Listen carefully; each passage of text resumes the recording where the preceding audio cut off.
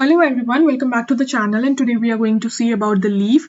Previously we have already seen about the stem, which is the modification of the root system, and as well as we have also seen the roots. तो इसके अगर आपने videos नहीं देखे हैं तो इसका वीडियो का लिंक मैंने डिस्क्रिप्शन में डाल रखा है, आप वहां से जाके देख सकते हैं। इसके अलावा और भी प्लेलिस्ट है जो आप चेक कर सकते हैं। So moving on to the leaf is a flattened lateral outgrowth of the stem or the branch developing from a node and having a buds in its axil. तो लीफ क्या है, एक फ्लैटेंड आउटग्रोथ है, lateral outgrowth है जो कि stem या फिर ब्रांच से का है और वो डेवलप करता है नोड से। तो जैसे मान लीजिए ये स्टेम है तो यहाँ से लीफ निकला, तो ये वाला पार्ट जहां से ये लीफ निकला उसको नोड बोलेंगे। इसी लीफ के जहां से निकल रहा है या स्टेम के पास एक बर्ड बन सकता है, लीफ का पेटियोल और स्टेम के बीच में जो एक्सिस बनेगा उस पे एक बर्ड बन सकता है, उसको बोलेंगे axillary bird. I hope it is clear to you. So leaf is the food manufacturing organ of the plant. It is very well known कि लीफ जो है प्लांट के लिए खाना बना रहा होता है, and it is done through the process of photosynthesis. Coming to the characteristic of the leaf, they are lateral outgrowth of the plant. Say for example, this is the base of the plant, this is the top of the plant, the leaf are being arranged in the sidewise. So that is known as the lateral outgrowth of the plant. जब बात करते हैं exogenous इन origin के बारे में, तो exogenous इन origin का मतलब है कि लीफ जो है वो बाहर की तरफ ग्रो कर रहा होता है या ना कि लीफ जो है स्टेम प्लांट के अंदर। So it is a basically exogenous in origin, ये बाहर की तरफ ग्रो करेगा लीफ स्टेम के आउटर लेयर से। And have a limited growth, मतलब कि इसका एक सर्टेन ग्रोथ होता है, सर्टेन शेप होता है, सर्टेन साइज होता है। हर एक प्लांट के साथ ये लीफ का शेप और साइज डिफर कर रहा होगा। So lamina of the leaf have veins and वेनलेट।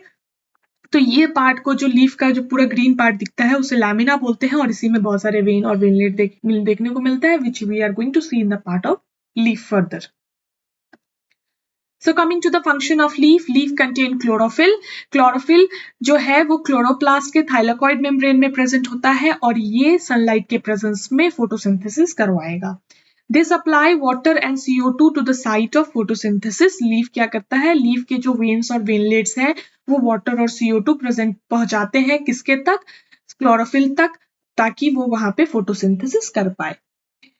वहीं पे अगर बात करें ट्रांसपोर्ट सिस्टम के तरह भी ये काम करता है, to remove the products of photosynthesis so that they can be carried around the plant. जैसे कि फोटोसिंथेसिस का जो प्रोडक्ट बनेगा वो ऑक्सीजन और ग्लूकोज बनेगा, C6H12O6 ग्लूकोज।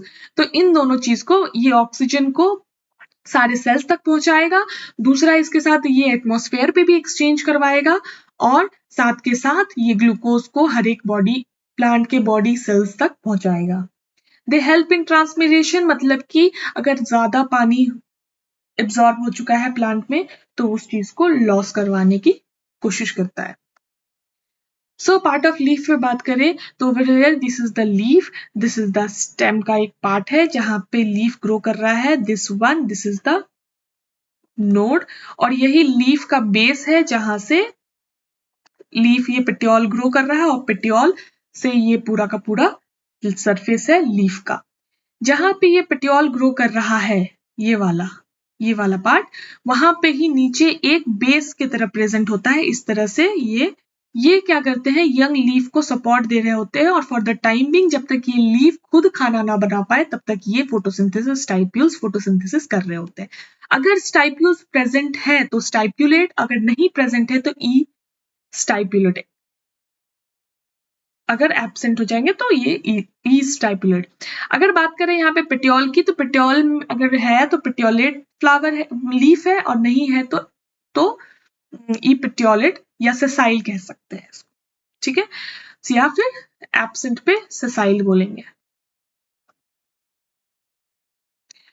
वहीं पे बात करें तो ये लीफ के जो यहाँ पे बेस है, ये वाला पेटियोल से ही एक मिड रिब रीजन तक, ये पूरा मिड रिब निकला है, मिड वेन निकला है, जो कि यहाँ के बेस से लेके एपेक्स तक प्रेजेंट है, लीफ एपेक्स तक प्रेजेंट है, उसको बोलते हैं मिड वेन। और उसी मिड वेन से सर्टेन नंबर ऑफ दूसरे वेन्स निकल रहे होते हैं, और जो वेन्स मिड वेन से निकल रहे होते हैं उसे बोलेंगे वेन, और जो वेन से दूसरे लैटरली और भी ग्रो करेंगे वेन्स, उसे बोलेंगे वेनलेट। ये आउटर लाइन जो है लीफ को एक मार्जिन बनाता है, उसे लीफ मार्जिन बोलते हैं, और ये पूरा का पूरा ग्रीन सरफेस जो प्रेजेंट होता है उसे लैमिना बोलते हैं. So this was the part of a leaf. I hope it is clear to you. Now coming to the venation. Venation is the arrangement or disposition of veins and veinlet in the leaf lamina. मतलब leaf के lamina में, ये वाले lamina में जैसे ये when और वेनलेट arranged है उसको बोलेंगे वेनेशन. तो वेनेशन दो तरह के होते हैं, एक रेटिकुलेट, दूसरा पैरेलल. अगर रेटिकुलेट की बात करें तो वेन्स आर इरेग्युलरली डिस्ट्रीब्यूटेड, मतलब ये कोई एक पर्टिकुलर फॉर्मेट में नहीं होगा, एक पर्टिकुलर अरेंजमेंट नहीं होगा, ये कैसे भी अरेंज होंगे इरेगुलरली, जो कि एक नेटवर्क की तरह बनाते हैं. ये मोस्टली फाउंड होते हैं डाइकोटिलेडोनस प्लांट में. वहीं पैरेलल की बात करें तो वेन्स आर पैरेलली अरेंज्ड, मतलब कि अगर ये मिड वेन है तो यहाँ से डायरेक्ट वेन निकलेगा, सारे के सारे वेन एक दूसरे से पैरेलल होंगे और ये लीफ होगा. ठीक है, तो ये दिमाग में रखना है.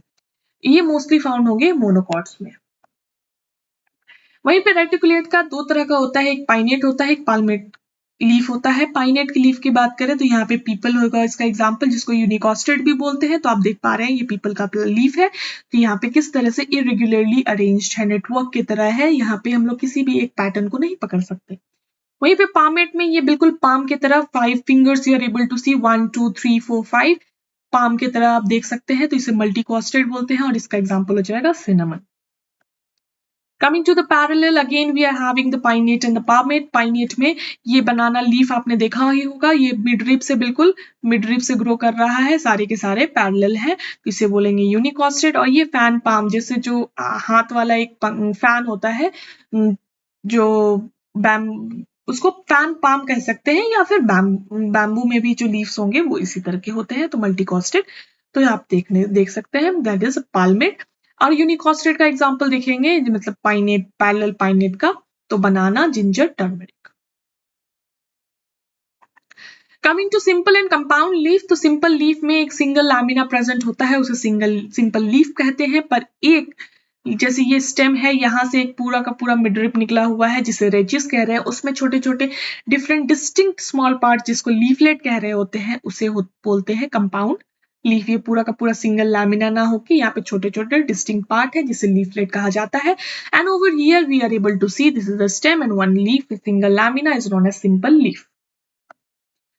Where we are coming to again seeing the compound में भी पाइनेट और पाल्मेट होता है. पाइनेट कंपाउंड लीव्स, पाल्मेट कंपाउंड लीफ. तो पाइनेट कंपाउंड लीफ का एग्जांपल हो जाएगा केसिया रोज, पाल्मेट का ऑक्सलिस बॉम्बिक्स. पाइनेट क्या होगा कि कंपाउंड लीफ जो होंगे वो जैसे मान लेते हैं ये वाला है, इधर एक लीफ हुआ, इधर एक लीफ हुआ, इधर एक लीफ हुआ, इधर एक लीफ हुआ.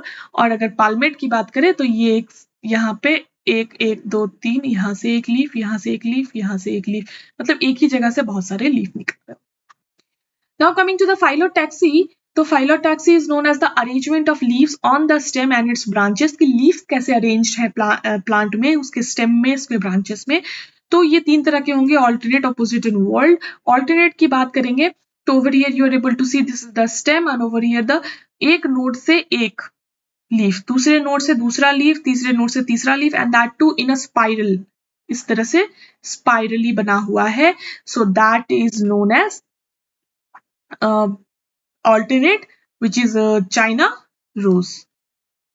Then इसके दूसरे टाइप होंगे ऑपोजिट. ऑपोजिट में दो तरह के आएंगे, एक सुपर पोस्ट हो जाएगा, मतलब एक नोड से दो और दोनों ऑपोजिट वे में निकलेंगे, दो ऑपोजिट साइड में निकल रहे होंगे लीफ, तो उसे बोलेंगे सुपर पोस्ट. लेकिन वहीं अगर डेक्यू सेट आ गया तो वो 90 डिग्री पे, मतलब अगर एक लीफ इस तरह से है तो दूसरा लीफ इस तरह से होगा, फिर तीसरा लीफ का जो पेयर होगा वो इस तरह से होगा. तो हर एक पेयर 90 डिग्री एंगल पे बना रहा होता है. तो जैसे ये वाला इस तरह है तो ये वाला इस तरह है, फिर ये वाला इस तरह है, इस तरह से बना होता है.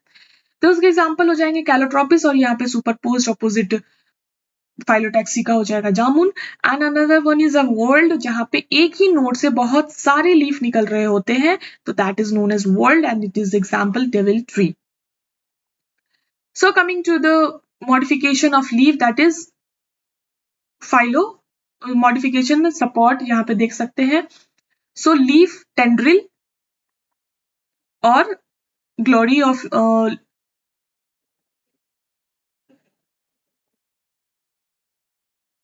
तो सपोर्ट में अगर लीफ टेंड्रिल पे बात करेंगे तो लीफ टेंड्रिल पे यहाँ पे आपको देख पा रहे होंगे ये वाला फिगर में कि इसको थोड़ा सा बड़ा करके दिखाते हैं।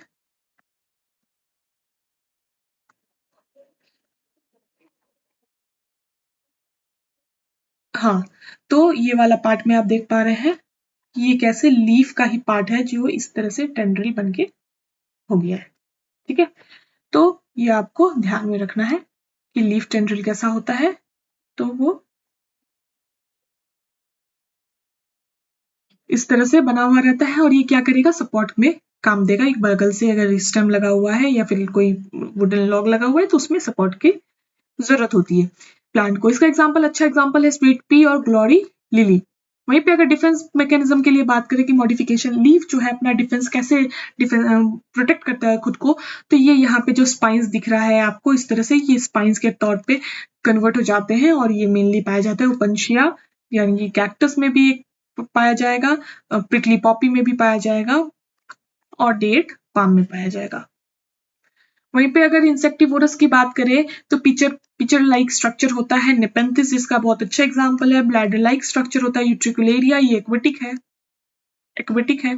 और हिंज या फिर ट्रिगर हेयर दिख रहा है तो फेनस फ्लाई ट्रैप में। तो यहाँ पे आप देख पा रहे हैं ये वाला जैसे एक फिगर है, इसको बड़ा करके अगर देखें तो यहाँ पे ये वाला जो पार्ट है ये और ये पूरा, ये एक कप लाइक स्ट्रक्चर है, पिचर लाइक स्ट्रक्चर, और ये कैप है। इसमें जब इंसेक्ट एंटर करता है तो ये कैप बंद हो जाता है और यहाँ पे एक डाइजेस्टिव जूसेस होते हैं, पॉइजनस जूस होता है जो उस पर्टिकुलर इंसेक्ट को डाई करवा देता है और जिसकी वजह से उस इंसेक्ट से सारे के सारे न्यूट्रिएंट इस प्लांट के थ्रू एब्जॉर्ब हो जाते हैं। और ये ऐसा क्यों होता है, क्योंकि ये प्लांट जो जनरली है ना वो सॉइल लेस, न्यूट्रिएंट लेस जगह पे ग्रो कर रहा होता है, तो इसे इंसेक्ट से न्यूट्रिएंट्स लेना जरूरी पड़ जाता है।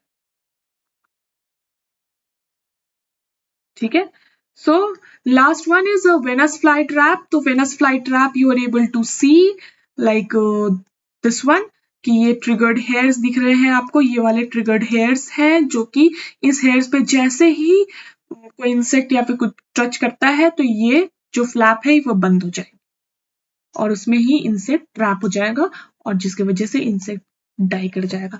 सो I hope this leaf was extremely helpful to you and you loved the video. So please like, share and subscribe, and thank you for watching Ginkgo Biophilic Need Biology. Thank you so much everyone. Thank you so much and give love to Need Biology Ginkgo Biophilic.